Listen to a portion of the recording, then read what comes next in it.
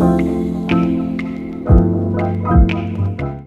I'm Stephanie Orell, and today I'm going to talk a little more specifically about a method that I have both used and learned about that helps us deal with, or helps me deal with, to go back to the use of pronouns, as in an earlier video, stress and difficulties when I'm not exactly sure where they're coming from. There's a therapeutic technique called internal family systems. It's pretty complex.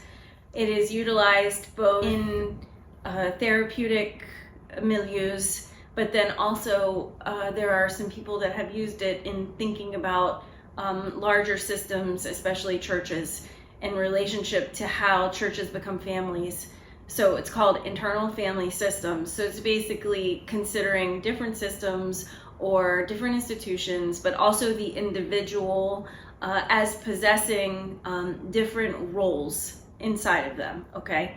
There's rigid aspects of this system that help us think about how somebody may function as a mother, for instance, or a father, or a child, or a petulant child, to get more specific. And it's been extrapolated to thinking about different roles that people have going on with them internally that they've adapted or they've formed in relationship to their childhood experiences. I'm not going to get into the real specifics of this system of internal family systems, but more of how it has some offshoots related to a specific activity, which I'll describe, that helps us when we're enduring the fragmentation that's a result of having traumatic circumstances or a particularly highly emotional, volatile experience in childhood. The idea goes like this. After we've experienced particularly high levels of human suffering or trauma, for instance, our bodies or our internal states fragment in pieces. The easiest example of this relates to people that develop identity disorders. It used to be called multiple personality disorder, and there are like films that can help you understand this. For instance, Sybil is the example of a movie that shows multiple personality disorder, or now it's called dissociative identity disorder, but also there's a movie called Split. I think that word actually is a great word because it's about splitting parts of the self. And the idea is that as a person, a child develops, that when there's a particularly strong traumatic experience, that at the age at which they have that experience, they'll split that part of the self off. Now, the identification of a disorder is looking at a particularly acute or extreme situation where people throughout their lives have split up multiple parts of self into different compartments that in the extreme, again, those compartments or those parts of self don't communicate with one another. Without having any kind of diagnosis, I think that it's not that uncommon that in our lives we split off parts of self and have greater and lesser access to those parts of self depending on our personal experiences or the level of trauma that is affiliated with those parts.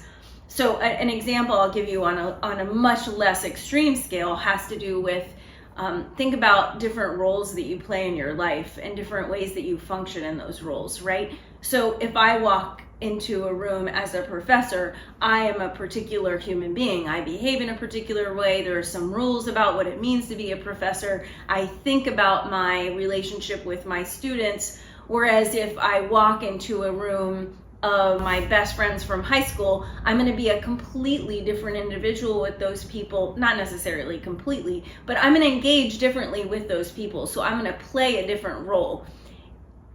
All of us do this, right? So if, for instance, you're in college and you're a leader on the sports team, you are a particular person in that engagement that may not be different from who you are at your core, but you act in a particular way. But if you're the youngest child of 3 or 4, when you go home, you become youngest child again. And so that you function in that area a little bit differently. So this is just examples of ways that we, split is a kind of an extreme word to use for the example related to college or personality, but the way that we compartmentalize different parts of self, right?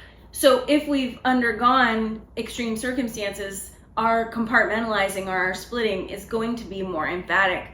And what happens then moving into adulthood is that sometimes we have experiences where we react to a particular circumstance, and we even may consciously recognize that the reaction or our behavior is not really evident of our most adult self. And so we go, wait a minute, who is responding, right? And this is a question I really ask people that I work with individually a lot. So if they come to me and they're having an experience where they notice themselves, say, really sad that they've lost an intimate partner, but that they recognize consciously that this person wasn't really good for them, but they still have this real deep sense of loss, but they're realizing, oh, it's not really that person, but I still feel all of this loss. One of the questions I might ask them is, well, what part of you feels the loss? You know, what part of self? So this gets to this idea that we have parts. It can be a question that we use for lots of different ways that we respond to external stimuli. For me, one of my issues has been sleep in my life, and I do not have a sleep problem these days, but if I ever wake up in the middle of the night and I had a bad dream, for instance, or I feel really anxious about something that's happening, I'll ask myself, who needs my attention? What part of self needs me to be available to them?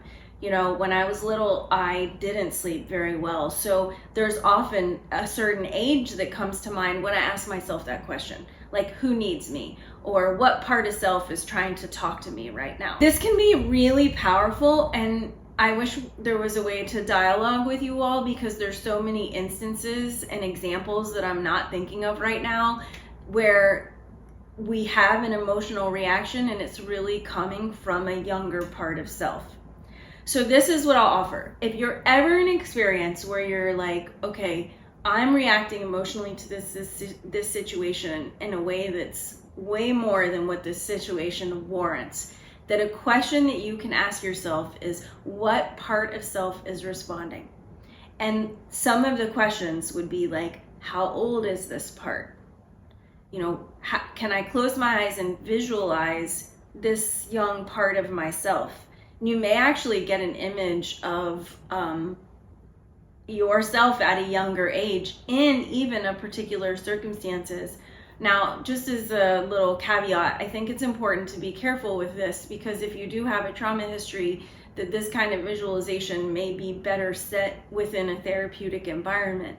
But I also think that it's something useful for us as we're managing our lives as adults and notice ourselves responding as a younger child. And back to some of the questions. So asking how old is this part of self?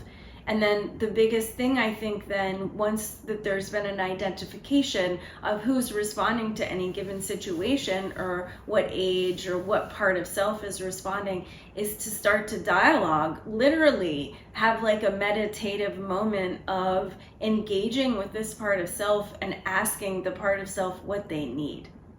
So, I mean, one thing I remember discovering at one point, and when I was doing this activity for myself, was that I was accessing like my 8-year-old, and I literally had to think for a minute, like, what do 8-year-olds do? What do 8-year-olds need? I wasn't a particularly playful kid, I don't think. I was a little erudite. I liked to read. I was careful. I followed all the rules. So sometimes it's hard for me to think, like, what does an 8-year-old need? I probably need to play, or I needed to play a little bit more. So I think about, you know, what kind of movies, for instance, would an 8-year-old watch? And if I find that I have a part of self that's 8 that needs my attention, I might watch a Disney movie, like intentionally for that 8-year-old part of self. Or if I feel like lonely and I can access, oh, this is coming from, you know, when I was super little. Actually, we had a couple family members die, not when I was too little, but that sadness might come up for me. So, you know, what do you need when you feel sad? Do you need a warm blanket? Do you need a cup of tea? Do you need to be around people? And when you start dialoguing with parts of self, or identify, oh, this is how I felt when I was 10 and such happened, then you can start to say, oh, this is what I need right now. So it actually can give you access to what you truly need as an adult, but which is attending to a younger part of yourself. I think it's absolutely a very dynamic technique, and super helpful.